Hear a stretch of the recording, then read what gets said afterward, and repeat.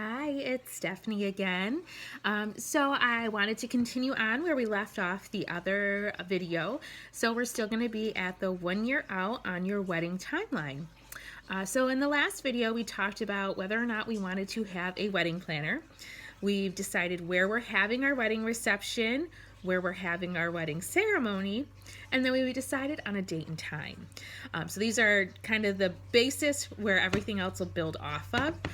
So after this, the next thing that you're going to want to do is decide on your wedding officiant.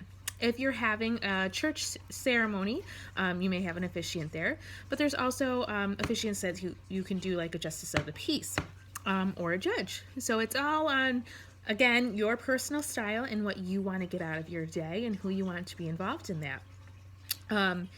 You can also do an appointment for premarital counseling if that is something that you and your significant other have decided that you want to do, or if that is a requirement for the venue that you're having your ceremony at. So it's definitely something to look into to see if you have to do that. Next, you're going to want to choose the style of your wedding, and also how formal you're going to make your wedding. So there are so many things that you can do for a wedding these days, and Pinterest really helps. They say a lot of times you're planning your real wedding and your Pinterest wedding, and sometimes they're completely two different things.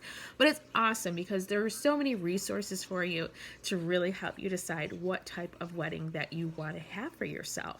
Definitely you want something that's going to reflect your personality, so people kind of know when they walk in that that's your wedding and it has you all over it. You also need to determine a budget. This is very important because you can easily overspend when you're planning a wedding. You may come out with a number and then you start talking to vendors and you realize that number keeps going and going and going this way. So definitely come in with a reasonable budget for yourself and understand that you may come in under. That would be amazing. But there might be unexpected expenses, so they might end up going a little higher than you had expected. So that's something you're really going to need to sit down. You may be paying for your wedding. You may have family paying for your wedding or friends that are helping to chip in. So that's something you're really going to want to do, is sit down and discuss an overall budget of what you're expecting to pay for your wedding. The next thing is you're going to determine how many people you're going to invite. So a great exercise to do is sit down and have a his, hers, and ours. So you're going to decide who you want to invite. Your spouse will decide who they want to invite.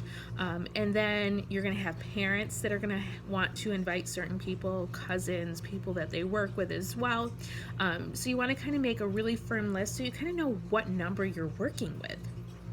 And then from there, that's where you're going to start tailoring down that list to make it fit within your means and your budget of your wedding. You're also going to want to choose your wedding attendants. I'm sure as you're watching this, you already have them in mind. You might have already asked them. But about that year out or when you're engaged, you're going to want to ask the people to be in your wedding. Understand this is a huge commitment for them as well as for you. So they're going to be helping you plan this special day, and they're going to be putting out a lot of money for this as well. So you're going to want to sit down and invite them to be in your wedding. The next thing you're going to want to do, which has a lot to do with like your decorating, is determine a color scheme. Do you have an idea? You want to hire your caterer. You want to send an engagement announcement. You can also create a wedding website. Now this is a great thing to do because this will tell people that you're inviting to your wedding a little bit about yourself. They'll get to know your story. And it's a great story. People should know about how you and your significant other met. So wedding websites are an amazing thing to do. You can put everything from where you're registered, where the wedding ceremony, reception's taking place, times, where lodging will be. So there's some really great websites for this. There's one called Mod Wedding. There's also Wedding Windows. There's one called My Wedding, and The Knot also has one. I actually downloaded the app on my phone because I'm planning a vow renewal for my husband and myself, and I'm using that, and that has been an amazing tool. So it's free to download through The Knot. It's my wedding planner. If you haven't downloaded it yet, I highly suggest like today download that, and that'll really get the process going for you. Another thing that we can be doing at the year out is ordering invitations and wedding announcements and thank you notes. You can select and order the bride's gown and headpiece. Select and book your photographer, videographer, your DJ, your florist, your limo, if you choose to do that. Order passports for your honeymoon if you're planning on going out of the country. And then create and send save the date cards. This is a lot. The last video where I said it was easy, that's at your base. Now this is all the details. Now we're figuring out, all the meat and potatoes of your wedding. So once you set where you're having your wedding, the date and time, now it's getting all those fine little details together for your wedding. A lot of times with photographers, because sometimes it may just be a person or two people, photographers book up really quick, a year, maybe 2 years in advance, and they can usually only do one event in a day. So if you're getting married on, June 25th, if he's already booked, he's booked, he or she. They can't get you in there, they're already booked. So if there's a wedding photographer that you want, get a hold of them now. Same thing for a videographer. That's becoming very popular. There's some amazing wedding videos, so it's definitely something to think about. See if you want that in your budget or if you would just prefer the photographer.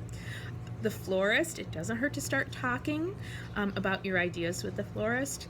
And the thing is if you've chosen your color scheme, this is a great time to bring the flowers into that scheme. Also, if you've chosen the dress, it's a great idea. So we covered a lot in this video. So this was your 12 months. After this, we're going to be getting into your 4 to 6 months prior. So this was 9 to 12 months. I think we've got a lot of info into a small amount of time. I hope that this video was helpful for you. And the next one, we'll be going over what we should be doing 4 to 6 months prior to your wedding.